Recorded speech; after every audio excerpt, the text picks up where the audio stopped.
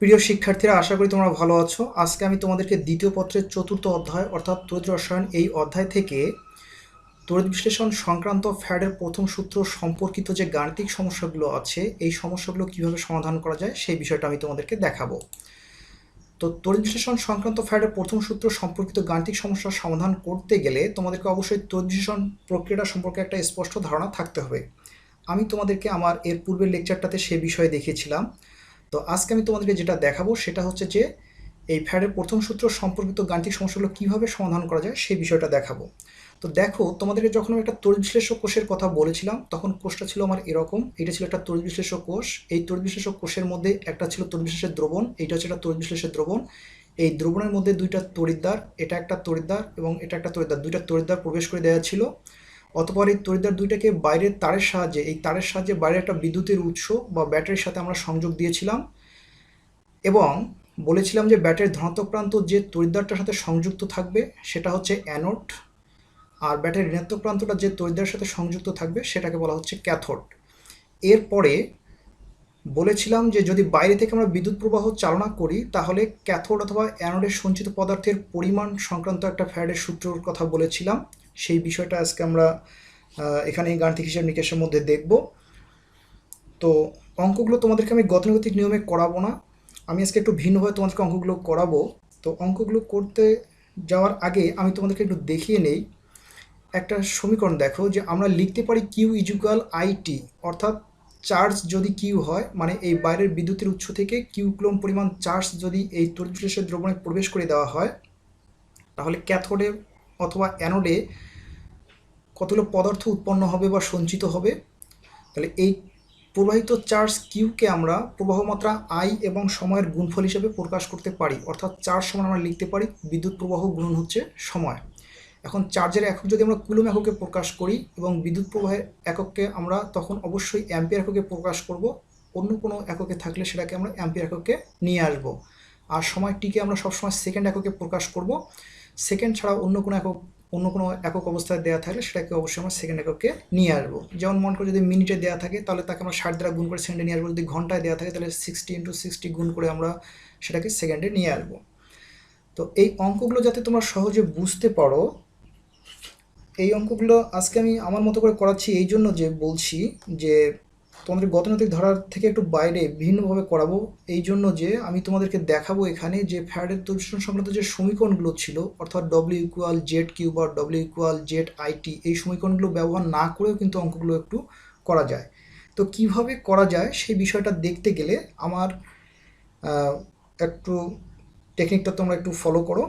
দেখো কীরকমভাবে আমি করে দিচ্ছি। তো অঙ্কগুলো যাতে সহজে বোঝা যায় সেজন্য আমি তোমাদেরকে কতগুলো ধাপে ধাপে অঙ্কগুলো করাবো। তো আমার ধাপগুলো একটু তোমাদেরকে পরিচয় করিয়ে দিই। আমার প্রথম ধাপটা হচ্ছে এরকম যে সংশ্লিষ্ট বিক্রিয়া ও সম্পর্ক। আমাদের প্রশ্ন থেকে যে তড়িৎ বিশ্লেষ্যটার কথা বলা থাকবে সেই তড়িৎ বিশ্লেষ্যটা থেকে আয়নগুলো কোন বিক্রিয়া অংশগ্রহণ করে সেইটা হচ্ছে আমার সংশ্লিষ্ট বিক্রিয়া, এবং আয়নগুলো যখন বিক্রিয়া অংশগ্রহণ করতেছে তখন কি পরিমাণ চার্জ এই তড়িৎ বিশ্লেষ্যটার দ্রবণের মধ্যে প্রবেশ করে দেওয়া হচ্ছে সেই চার্জের সাথে ওই আয়নের পরিমাণের অর্থাৎ উৎপাদের পরিমাণের একটা সম্পর্ক থাকবে, সেই সম্পর্কটা আমরা দেখাবো। আর আমার দ্বিতীয় ধাপটা হবে এরকম যে ওই সম্পর্ক থেকে আমরা চার্জ হিসেব করব। অর্থাৎ কী পরিমাণ চার্জ প্রবাহিত করার ফলে কী পরিমাণ বিদ্যুৎ প্রবাহ উৎপন্ন হয়েছে সেইটাই হচ্ছে মূলত সম্পর্ক থেকে আমার চার্জের হিসেব। তৃতীয় ধাপটা হচ্ছে এরকম যে প্রশ্ন থেকে চার্জের হিসেব করব। তো প্রশ্নে যে তড়িৎ প্রবাহ এবং সময় দেওয়া থাকবে সেই দুইটা গুণ করে আমরা চার্জ নির্ণয় করতে পারি, অথবা যদি তড়িৎ প্রবাহ সময়ের মধ্যে যে কোনো একটা দেওয়া না থাকে ওটাকে আমরা ধরে নিয়ে ওই সময়টার সাথে আমরা তড়িৎ প্রবাহটা গুণ করে আমরা চার্জ হিসেব করতে পারি। এইভাবে আমরা প্রশ্ন থেকে চার্জ হিসেব করব। অর্থাৎ প্রশ্ন থেকে যখন আমরা চার্জ হিসেব করব তখন আমরা এই সমীকরণটাকে ফলো করব এবং এখানে আই এবং টি এর মানটা আমরা প্রশ্ন থেকে এই ডাটাগুলো সংগ্রহ করে চার্জ নির্ণয় করব। এই জন্য আমি এইটাকে আমি বলছি যে প্রশ্ন থেকে নির্ণীত চার্জ। আর আমার সর্বশেষ ধাপটা হবে সম্পর্ক থেকে নির্ণীত চার্জ এবং প্রশ্ন থেকে নির্ণীত চার্জ, এই উভয় চার্জকে আমি তুলনা করব। তো এই ধাপগুলো কি আমি যখন তোমাদেরকে অঙ্কগুলো করাবো তখন তোমরা বিষয়টা আরও স্পষ্টভাবে বুঝতে পারবে। আমি সাথে সাথে তোমাদেরকে ব্যাখ্যাও করে দেবো যে আমি সংশ্লিষ্ট বিক্রিয়া বলতে কী বুঝিয়েছি, সেখান থেকে কীভাবে সম্পর্ক স্থাপন করা যায় সেটা দেখাবো।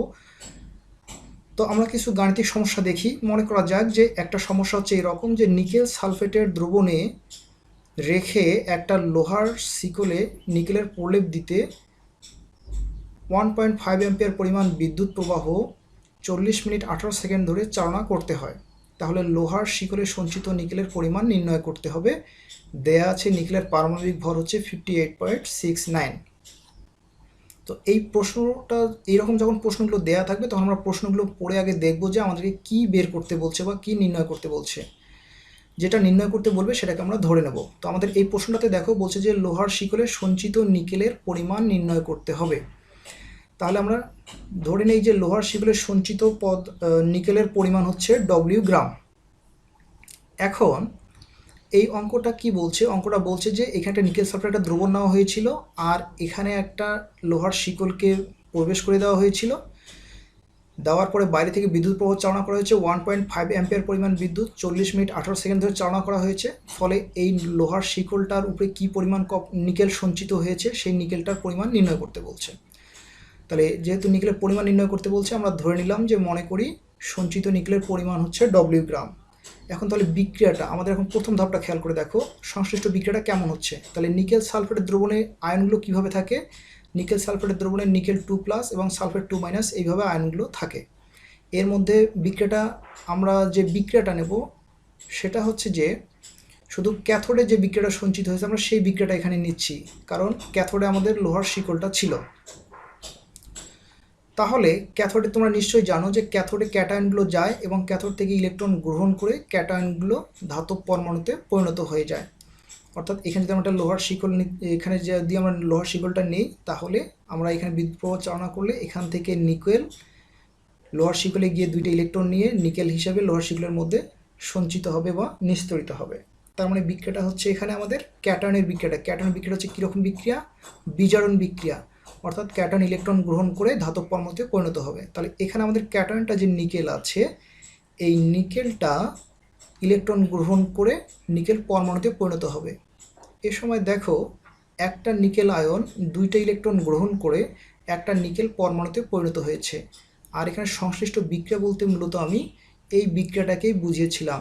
তাহলে প্রশ্নে যে তড়িৎবিশ্লেষের দ্রবণটার কথা বলা থাকবে সেই দ্রবণটা আমরা আগে লিখব, ওই দ্রবণটা থেকে কী পরিমাণ আয়নগুলো উৎপন্ন হয় সেটা আমরা লিখব। তারপরে আমরা দেখব যে প্রশ্নে কী চেয়েছে। প্রশ্নে যদি ক্যাথোডে উৎপন্ন পদার্থের পরিমাণ চায় তাহলে আমরা ক্যাটায়নটা নিয়ে হিসেবটা শুরু করবো, রাসায়নিক বিক্রিয়াটা। আর যদি অ্যানোডে উৎপন্ন পদার্থের পরিমাণটা চায় তাহলে আমরা অ্যানায়নটা নিয়ে হিসেবটা শুরু করব। তো যেহেতু আমাদের এখানে নিকেল আয়নটা সঞ্চিত হবে লোহার উপরে, তাই এখানে অবশ্যই আমাদের ক্যাথোডের কথা বলেছে, তাই আমরা ক্যাটায়নটা নিয়ে শুরু করেছি। তো যাই হোক আমরা এই সমীকরণ থেকে একটা কথা বলতে পারি, সেটা হচ্ছে যে 1 মোল নিকেল আয়ন 2 মোল ইলেকট্রন গ্রহণ করে 1 মোল নিকেল পরমাণুতে পরিণত হয়। অর্থাৎ এরকম একটা ঘটনা ঘটে। আমরা এও জানি যে 2 মোল ইলেকট্রনের চার্জ হচ্ছে 2 ফ্যারাড চার্জ, অর্থাৎ 2 × 96500 কুলম চার্জ। তাহলে আমরা বলতে পারি যে 2 ফ্যারাড পরিমাণ চার্জ প্রবাহিত করলে 1 মোল পরিমাণ নিকেল সঞ্চিত হয়। তার মানে হচ্ছে যে এত কুলম পরিমাণ চার্জ প্রবাহ করলে সঞ্চিত নিকেলের যে পরিমাণ সেটা হচ্ছে 1 মোল, আর 1 মোলের ভর হচ্ছে 58.69 গ্রাম। অর্থাৎ চার্জের সাথে উৎপন্ন পদার্থের সম্পর্কটা এখানে কি দাঁড়ালো? চার্জের সাথে উৎপন্ন পদার্থের সম্পর্কটা দাঁড়ালো এরকম যে 2 × 96500 কুলম পরিমাণ চার্জ প্রবাহিত করলে 58.69 গ্রাম পরিমাণ নিকেল সঞ্চিত হয়। এইটাই হচ্ছে কিন্তু আমাদের সম্পর্ক। তাহলে এইটা হচ্ছে আমাদের বিক্রিয়া আর এইটা হচ্ছে আমাদের সম্পর্ক। এভাবে আমরা প্রশ্নে প্রদত্ত তড়িৎবিশ্লেষটার থেকে এই উৎপন্ন পদার্থের পরিমাণের সাথে প্রবাহিত চার্জের একটা সম্পর্ক স্থাপন করব। আমি সম্পর্ক বলতে এই সম্পর্কটাকেই বুঝিয়েছিলাম। আচ্ছা, এইটা খুবই গুরুত্বপূর্ণ, কারণ এর উপরে ভিত্তি করেই কিন্তু আমাদের অঙ্কগুলো এক এক সময় এক এক রকমভাবে আমরা করব। তো এখানে তারপরে দ্বিতীয় অপশনটা দেখো। দ্বিতীয় অপশন হলো সম্পর্ক থেকে চার্জ। তো সম্পর্ক থেকে চার্জের হিসেবটা কেমন হবে?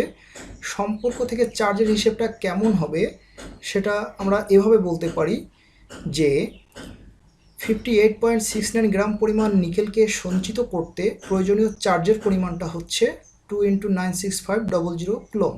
যেহেতু আমরা চার্জের পরিমাণটা নির্ণয় করছি তাই চার্জটাকে অবশ্যই আমরা ডান দিকে রাখছি। তাহলে আমরা এভাবে বলতে পারি যে 58.69 গ্রাম নিকেল সঞ্চিত করতে প্রয়োজনীয় চার্জ হচ্ছে 2 × 96500 কুলম্ব।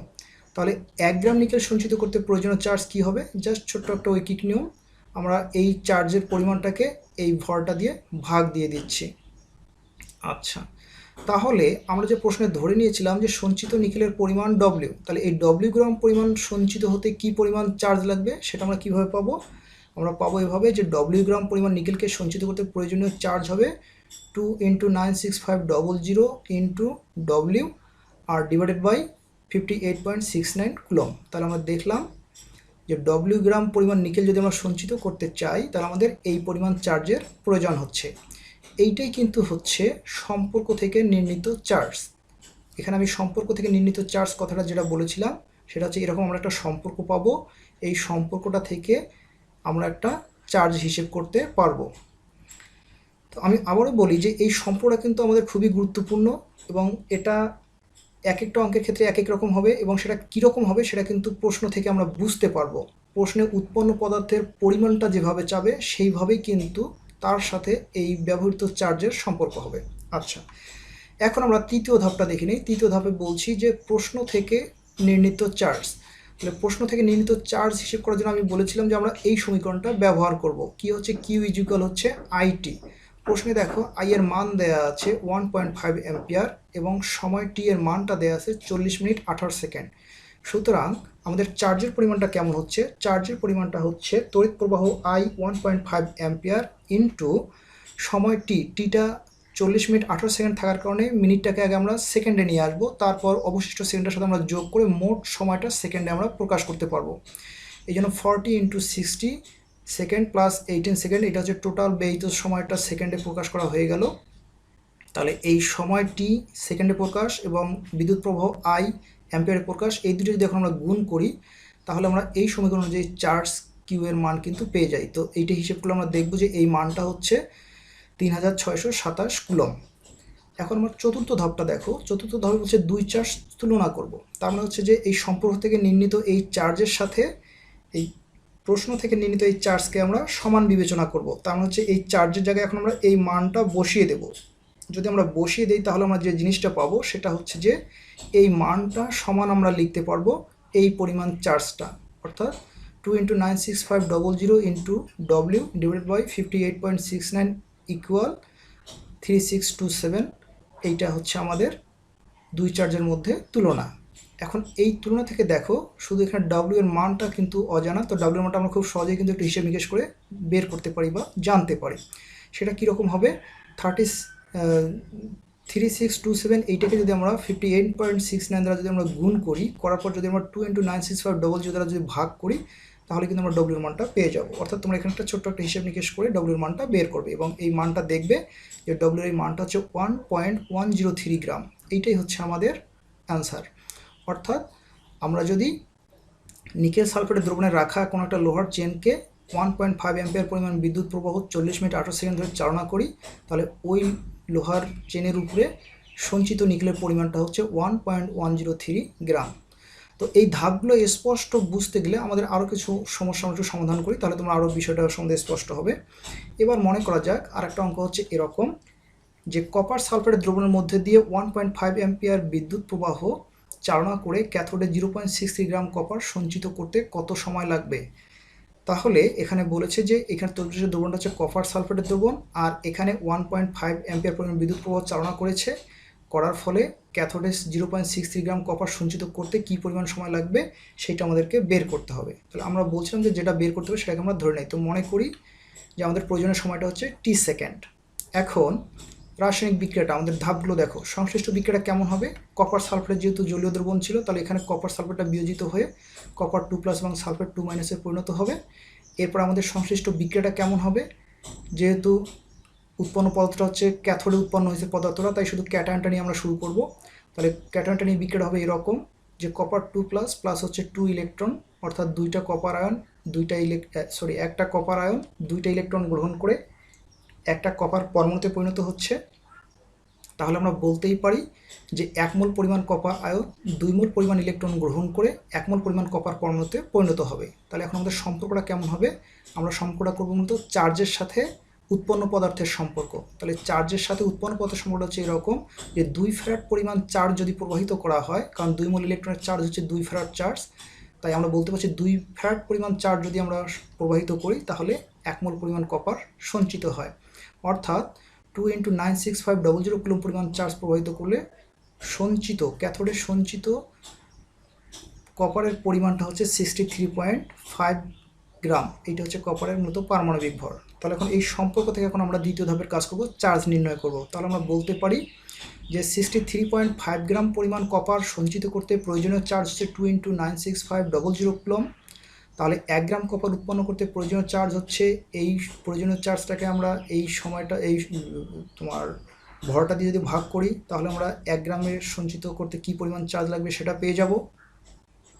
তাহলে এই প্রশ্নে যে দেয়া আছে 0.63 গ্রাম পরিমাণ কপার সঞ্চিত করতে কত সময় লাগবে সেইটা বের করতে। তাহলে এই 0.63 গ্রাম কপার, তাহলে এই 0.63 গ্রাম কপার উৎপন্ন করতে আমাদের প্রয়োজনীয় চার্জ কত হবে? সেটা হচ্ছে আমাদের এই চার্জটা হচ্ছে 0.63 গ্রাম কপার সঞ্চিত করতে প্রয়োজনীয় চার্জ। তাহলে এই চার্জটাই কিন্তু হচ্ছে আমাদের সম্পর্ক থেকে নির্ণীত চার্জ। তা এই কথাটাই আমি বলেছিলাম যে এভাবে আমরা সম্পর্ক থেকে নির্ণীত চার্জটা বের করব। এরপর আমাদের তৃতীয় ধাপটা হচ্ছে প্রশ্ন থেকে চার্জ। প্রশ্নে দেখো তড়িৎ প্রবাহের মান দেয়া আছে 1.5 অ্যাম্পিয়ার এবং প্রয়োজনীয় সময়টা দেয়া নাই, কিন্তু আমরা সময়টা ধরে নিয়েছিলাম। তাহলে চার্জের পরিমাণটা কেমন হবে? চার্জের পরিমাণটা হবে চার্জ সমান হচ্ছে 1.5 ইন্টু আমাদের ধরে নেওয়া টি। এইটা হচ্ছে টোটাল চার্জ। এইটা হচ্ছে আমাদের তৃতীয় ধাপের নির্ণীত চার্জ। তাহলে দ্বিতীয় ধাপে নির্ণীত সম্পর্ক থেকে চার্জ হচ্ছে এটা, আর তৃতীয় ধাপে আমাদের প্রশ্ন থেকে নির্ণীত চার্জ হচ্ছে এটা। এখন আমাদের চতুর্থ ধাপটা হচ্ছে দুই চার্জের তুলনা। দুই চার্জের যদি এখন তুলনা করি তাহলে আমরা এইটার সমান আমরা এই চার্জটাকে লিখতে পারবো। এখানে যদি এখন আমরা ছোট্ট একটা হিসাব নিকেশ করি তাহলে এখান থেকে আমরা টি এর মানটা খুব সহজেই বের করতে পারবো। জাস্ট উপরের এই সংখ্যাটাকে যদি আমরা 63.5 ইন্টু 1.5 এইটা গুণ করে যদি এই সংখ্যাটাকে যদি আমরা এই নিচের গুণফলটা দিয়ে ভাগ দিই তাহলে কিন্তু টি এর মানটা পেয়ে যাব। এভাবে আমরা প্রয়োজনীয় সময়টা বের করতে পারি। তো আশা করি তোমরা নিয়মগুলো বুঝছো। আমরা আরও পরিষ্কার হওয়ার জন্য আরও কিছু উদাহরণ দেখি। যেমনটা মনে করা যাক যে একটা অঙ্ক হচ্ছে এরকম যে সিলভার নাইট্রেট দ্রবণের মধ্যে দিয়ে 150 মিলি অ্যাম্পিয়ার বিদ্যুৎ 40 মিনিট ধরে চালনা করলে ক্যাথোডে কতটি সিলভার পরমাণু জমা হবে সেটা আমাদেরকে নির্ণয় করতে হবে। তাহলে আমাদের এখানে নির্ণয় করতে হবে কতটি সিলভার পরমাণু জমা হবে সেটা। তো আমরা প্রথমেই ধরে নেই যে আমাদের নির্ণেয় সিলভার পরমাণুর সংখ্যা হচ্ছে এনটি, অর্থাৎ এন সংখ্যক সিলভার পরমাণু সঞ্চিত হয়। তাহলে আমরা এখন ধাপগুলো এখন ফলো করি। সংশ্লিষ্ট বিক্রিয়াটা কিসের বিক্রিয়াটা হবে? সিলভার নাইট্রেটের দ্রবণে। তাহলে সিলভার নাইট্রেটের দ্রবণে কী কী পাওয়া যাবে? সিলভার প্লাস পাওয়া যাবে এবং নাইট্রেট মাইনাস পাওয়া যাবে। এখান থেকে কি হবে? ক্যাথোডে যেহেতু বলছে তাহলে ক্যাটায়নটা শুধু বিক্রিয়া অংশগ্রহণ করবে, যেটা সেই বিক্রিয়াটা শুধু আমাদের বিবেচনা করলেই আমরা সংশ্লিষ্ট বিক্রিয়াটা পেয়ে যাব। তাহলে ক্যাটায়নটা বিক্রিয়ায় অংশগ্রহণ করতেছে এরকম বিক্রিয়া। ক্যাটায়ন দেখা যাচ্ছে যে একটা সিলভার আয়ন একটা ইলেকট্রন গ্রহণ করে একটা সিলভার পরমাণুতে পরিণত হয়েছে। তাহলে আমরা বলতে পারি যে 1 মোল সিলভার আয়ন 1 মোল ইলেকট্রন গ্রহণ করে 1 মোল পরিমাণ সিলভারে পরিণত হয়। অর্থাৎ 1 ফ্যারাড পরিমাণ চার্জ প্রবাহিত করলে 1 মোল পরিমাণ সিলভার সঞ্চিত করা যায়। তাহলে এখান থেকে আমরা বলতে পারি যে 96,500 কুলম্ব পরিমাণ চার্জ যদি আমরা প্রবাহিত করি তাহলে আমরা সঞ্চিত সিলভারের সংখ্যাটা পাচ্ছি 6.022 ইন্টু 10⁻23 একটা বিষয় খেয়াল করে দেখো, এখানে কিন্তু 1 মোল সমান আমি লিখছিলাম 63.5 গ্রাম, এখানে কিন্তু আমি লিখছি যে 1 মোল সমান হচ্ছে 6.022 ইন্টু 10⁻23। তোমরা নিশ্চয়ই বুঝতে পারছো এটা হচ্ছে একটা অ্যাভোগাড্রোর সংখ্যা এবং যে কোনো পদার্থের 1 মোল সমান হচ্ছে এই সংখ্যাটা। তো এখন কথা হচ্ছে যে এখানে ভরটা আমরা ব্যবহার করলাম, এখানে আবার আমরা সংখ্যাটা ব্যবহার করছি। তাহলে এক একটা প্রশ্নে কি এক এক রকম হবে এবং কীভাবে আমরা বুঝবো যে কোন প্রশ্নে আমরা কোনটা ব্যবহার করব? এটা বোঝার ছোট্ট একটা উপায় আছে। জাস্ট দেখো, এখানে দেখো উৎপন্ন পদার্থটা ক্যাথোডে উৎপন্ন পদার্থের পরিমাণটা দেওয়া ছিল কিন্তু ভর এককে, তাই আমরা কিন্তু ভরের সাথে এই মোল পরিমাণটার ভরের সাথে কিন্তু আমরা প্রয়োজনীয় চার্জের সম্পর্ক আমরা স্থাপন করেছি। এখানে দেখো বলছে ক্যাথোডে কতটি পরমাণু জমা হবে, তার মানে হচ্ছে ক্যাথোডে অর্থাৎ উৎপন্ন পদার্থটার পরমাণু হিসেবে সংখ্যা চেয়েছে, পরমাণু সংখ্যা। এই জন্য কিন্তু আমরা উৎপন্ন ওই পদার্থটা কিন্তু সম্পর্কটা বিবেচনা করছি তার কতটি সিলভার পরমাণু উৎপন্ন হবে সেই সংখ্যার হিসেবে বিবেচনা করেছি। আশা করি তোমরা বিষয়টা বুঝতে পেরেছো। আচ্ছা, এখন আমরা বলতে পারি যে এই অ্যাভোগাড্রোর সংখ্যক সিলভার পরমাণু উৎপন্ন করতে প্রয়োজনীয় চার্জ হচ্ছে আমাদের কত 1 মোল পরিমাণ ইলেকট্রন অর্থাৎ 1 ফ্যারাড পরিমাণ চার্জ অর্থাৎ 96,500 কুলম্ব পরিমাণ চার্জ। তাহলে অ্যাভোগাড্রো সংখ্যক সিলভার উৎপন্ন করতে যদি প্রয়োজন হয় 96,500 কুলম্ব চার্জ, তাহলে একটি সিলভার পরমাণু উৎপন্ন করতে প্রয়োজনীয় চার্জ হবে আমাদের এই চার্জটা। তাহলে আমাদের এই যে প্রশ্নে যে আমরা ধরে নিয়েছি যে এতটি সিলভার পরমাণু উৎপন্ন হয়, তাহলে এন সংখ্যক অর্থাৎ এনটি সিলভার পরমাণু উৎপন্ন করতে প্রয়োজনীয় চার্জ হচ্ছে এইটা, এবং এইটাই হচ্ছে আমাদের সম্পর্ক থেকে নির্ণীত চার্জ। এরপর আমাদের তৃতীয় ধাপটা কি? তৃতীয় ধাপটা হচ্ছে আমাদের প্রশ্ন থেকে নির্ণীত চার্জ। প্রশ্নে দেখো দেয়া আছে 150 মিলি অ্যাম্পিয়ার বিদ্যুৎ 40 মিনিট ধরে চালনা করতে হয়েছে। তাহলে আমরা এই প্রবাহ মাত্রাটাকে যদি এখন আমরা সময়টা দিয়ে গুণ করি তাহলে কিন্তু আমরা প্রশ্ন থেকে চার্জটা পেয়ে যাব। তাহলে প্রশ্ন থেকে চার্জটা হচ্ছে 150 ইন্টু ইনভার্স 10⁻³ ইন্টু হচ্ছে 40 ইন্টু 60। এখানে অনেকগুলো হিসেব নিকেশ করা হলো, কেন করা হলো একটু দেখে নেই। আমাদের প্রশ্নে কিন্তু দেওয়া আছে 150 মিলি অ্যাম্পিয়ার। আমি কিন্তু তোমাদেরকে বলেছিলাম যে আমাদের এখানে যে আই এর মানটা ব্যবহার করব সেটা কিন্তু এককটা কিন্তু অবশ্যই চার্জটা এককটা কিন্তু অবশ্যই অ্যাম্পিয়ার এককে হবে। তাহলে এখানে যেহেতু মিলি অ্যাম্পিয়ার দেওয়া আছে তাহলে এই মিলি অ্যাম্পিয়ারটাকে অবশ্যই আমার অ্যাম্পিয়ারে নিয়ে আসতে হবে। আর আমরা জানি যে 1 মিলি অ্যাম্পিয়ার ইকুয়াল হচ্ছে ইনভার্স 10⁻³ অ্যাম্পিয়ার। এই জন্য আমরা 150 মিলি অ্যাম্পিয়ারটাকে 150 গুণন ইনভার্স 10⁻³ অ্যাম্পিয়ার দ্বারা গুণ করে দিয়েছি। অন্যদিকে দেখো সময়টা দেওয়া আছে 40 মিনিট, তাহলে এটাকে আমরা সেকেন্ডে নিয়ে আসার জন্য আমরা 40-এর সাথে 60 গুণ করেছি। তো এই টোটাল এই জিনিসটা যদি এখন আমরা গুণ করি তাহলে আমরা গুণফলটা পাবো 360 কুলম্ব। তাহলে এইভাবে আমরা প্রশ্ন থেকে নির্ণীত চার্জটা পেলাম 360 কুলম্ব, আর সম্পর্ক থেকে নির্ণীত চার্জটা হচ্ছে আমাদের এইটা। এখন এই দুইটাকে আমরা সমান বলবো। তো এই দুইটাকে যদি এখন আমরা সমান বলি তাহলে আমরা লিখতে পাবো যে এই চার্জটা সমান হচ্ছে 360, অর্থাৎ এই পরিমাণটা সমান হচ্ছে এই পরিমাণটা। তাহলে এখান থেকে দেখো যে ছোট্ট একটু হিসেব নিকেশ করি তাহলে কিন্তু আমরা এখন এনের মানটা পেয়ে যাব। সেটা কীরকম হবে? এই অ্যাভোগাড্রোর সংখ্যাটাকে যদি এখন আমরা 360 দ্বারা গুণ করি, করার পর যদি আমরা যদি 96,500 কুলম্ব দ্বারা যদি আমরা ভাগ করি তাহলে কিন্তু আমরা এনের মানটা পেয়ে যাব। অর্থাৎ আমাদের এনের এই মানটা হচ্ছে 2.25 ইন্টু 10⁻21T। আশা করি তোমরা অঙ্কগুলো বুঝতে পেরেছো। এইভাবে যে কোনো অঙ্ক দেওয়া থাক না কেন আমরা এই ধাপগুলো ফলো করে করে কিন্তু আমরা খুব সহজে অঙ্কগুলো করে ফেলতে পারি। আমরা সর্বশেষ আর একটা নিয়ম দেখি, আর একটা অঙ্ক দেখি। অঙ্কটা হচ্ছে এরকম যে সালফিউরিক অ্যাসিডের লঘু দ্রবণের মধ্যে দিয়ে 28 মিনিট 43 সেকেন্ড সময় ধরে কি পরিমাণ বিদ্যুৎ প্রবাহ চালনা করে আদর্শ তাপমাত্রা এবং চাপে 500 মিলি পরিমাণ হাইড্রোজেন গ্যাস উৎপন্ন করা যাবে। তাহলে এখানে কি কাজ করতে বলছে? এখানে বলছে যে কি পরিমাণ বিদ্যুৎ প্রবাহ চালনা করতে হবে। তাহলে আমাদের নিয়ম অনুযায়ী প্রথমে আমরা ধরে নিতে হবে, যেটা চাবে সেটাকে আমরা ধরে নেব। তাহলে আমরা ধরে নেই যে আই অ্যাম্পিয়ার পরিমাণ বিদ্যুৎ প্রবাহ চালনা করতে হবে। তারপর আমাদের প্রথম ধাপটা হচ্ছে সংশ্লিষ্ট বিক্রিয়া। তো সালফিউরিক অ্যাসিডের লঘু জলীয় দ্রবণে সালফিউরিক অ্যাসিডটা নিম্নরূপে আয়নিত থাকে, সালফিউরিক অ্যাসিড H+ এবং সালফেট 2- এই হিসাবে আয়নিত অবস্থায় থাকে। তাহলে যেহেতু বলছে যে চালনা করলে কি পরিমাণ হাইড্রোজেন উৎপন্ন হবে, তো এটা আমাদের ক্যাথোডে হবে, বিক্রিয়া সংঘটিত হবে এবং ক্যাথোডে H+টা কী করবে? ইলেকট্রন গ্রহণ করে হাইড্রোজেন গ্যাসে পরিণত হবে। অর্থাৎ দুইটা হাইড্রোজেন আয়ন দুইটা ইলেকট্রন গ্রহণ করে একটা হাইড্রোজেন অণুতে পরিণত হবে।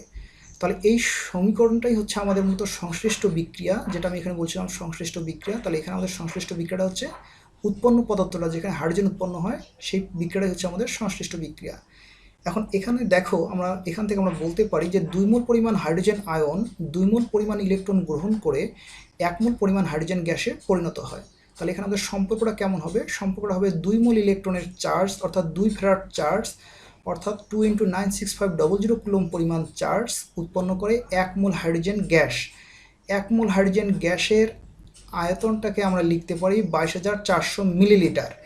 এইখানে একটা বিষয় দেখো, এখানে কিন্তু আমি এই উৎপন্ন পদার্থের পরিমাণটা কিন্তু আয়তন এককে নিয়েছি।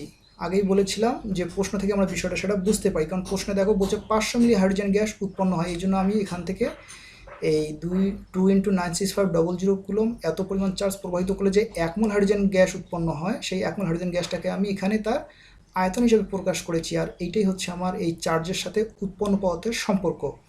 এখানে আরেকটা বিষয় দেখো, আমরা কিন্তু জানতাম যে প্রমাণ তাপমাত্রা এবং চাপে সকল গ্যাসের আয়তন সমান এবং তা 22.4 লিটার হয়।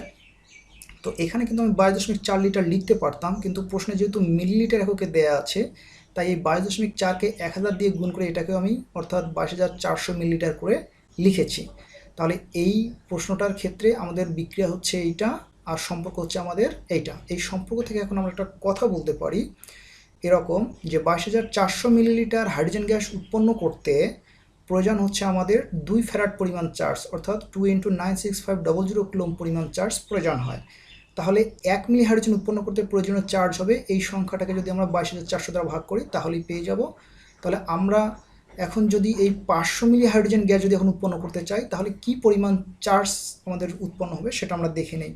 তাহলে এই 500 মিলি হাইড্রোজেন উৎপন্ন করতে প্রয়োজনীয় চার্জটা হচ্ছে কিন্তু আমাদের এই চার্জটা। তাহলে এইটা হচ্ছে আমাদের সম্পর্ক থেকে নির্ণীত চার্জ। এখন আমরা দেখি যে আমাদের প্রশ্ন থেকে নির্ণীত চার্জটা কেমন হবে। প্রশ্নে কিন্তু দেয়া আছে যে 28 মিনিট 43 সেকেন্ড সময় ধরে ব্যবহার করা আছে বিদ্যুৎ প্রবাহ। তাহলে আমরা বিদ্যুৎ প্রবাহটা আইটা কিন্তু ধরে নিয়েছি। তাহলে আমরা চার্জ সমান আমরা লিখতে পারবো আই ইন্টু 28 মিনিট, 28 মিনিটটাকে 60 দ্বারা গুণ করলে এটা সেকেন্ডে পরিণত হবে, প্লাস 43 সেকেন্ড দেওয়া আছে, তাই বাকি 43 সেকেন্ডের সাথে যোগ করতে হবে, তাহলে এটা পুরোটাই হচ্ছে সেকেন্ড এককে চলে আসবে। তাহলে আমাদের নির্ণীত চার্জ কিউ সমান হচ্ছে আই ইন্টু টি, সেই হিসাবে চার্জ সমান আমরা লিখতে পারছি প্রবাহ মাত্রা আই আমরা ধরে নিয়েছিলাম, সেটা হচ্ছে আই, এবং সময়টাকে আমরা সেকেন্ডে কনভার্ট করে আমরা এইরকম একটা মান একটা পেয়ে গেলাম। তাহলে আমাদের এখন চতুর্থ ধাপ অনুযায়ী আমরা বলতে পারি এই দুই চার্জ পরস্পর সমান হবে। তাহলে কী হবে, এই চার্জটা সমান আমরা লিখতে পারবো এই মানটা, অর্থাৎ এই মানটাকে আমরা যদি একটু হিসেব নিকেশ করে দেখি তাহলে হবে আই ইন্টু 1723 সমান হচ্ছে এই চার্জের পরিমাণটা। এখান থেকে কিন্তু আমরা খুব সহজে আই এর এই মানটা কিন্তু পেয়ে যাব। জাস্ট কী করবো, 2 × 96500 ইন্টু 500 এইটাকে গুণ করে যে গুণফলটা হবে সেই গুণফলটাকে যদি আমরা 22,400 গুণন 1723 এই গুণফলটা দিয়ে ভাগ করি তাহলে কিন্তু আমরা আয়ের মানটা পেয়ে যাব। এইভাবে আমরা কিন্তু প্রবাহ মাত্রা পেয়ে যাব। তাহলে এইভাবেই কিন্তু আমরা অঙ্কগুলো খুব সহজেই করে ফেলতে পারি। এই অঙ্কগুলোতে সবচেয়ে একটা চ্যালেঞ্জিং লাইন হচ্ছে এই সম্পর্কটা স্থাপন করা। সম্পর্কটা সবচেয়ে গুরুত্বপূর্ণ, এবং এক এক সময় দেখো এক একটা বিবেচনা করছি। এখানে ভর বিবেচনা করছি, এখানে অণুর সংখ্যা বিবেচনা করছি, এখানে আয়তন বিবেচনা করছি।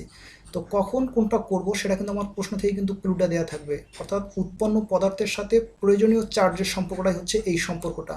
এখানে উৎপাদন পদার্থ 50 মিলিতে ছিল, তাই আয়তনে আমরা এটা প্রকাশ করেছি। এখানে কতটি পরমাণু উৎপন্ন হবে, তাই পরমাণুর সংখ্যার সাথে আমরা চার্জের সম্পর্ক স্থাপন করেছি। এখানে এত গ্রাম উৎপন্ন হয়, তাই উৎপন্ন পদার্থের সাথে চার্জের সম্পর্ক এরকম করছি। আশা করি তোমরা বুঝতে পেরেছো। আমরা পরবর্তী দিন আরও নতুন কোনো টপিক নিয়ে আলোচনা করব। তো সে পর্যন্ত তোমরা ভালো থাকো, সবাইকে ধন্যবাদ।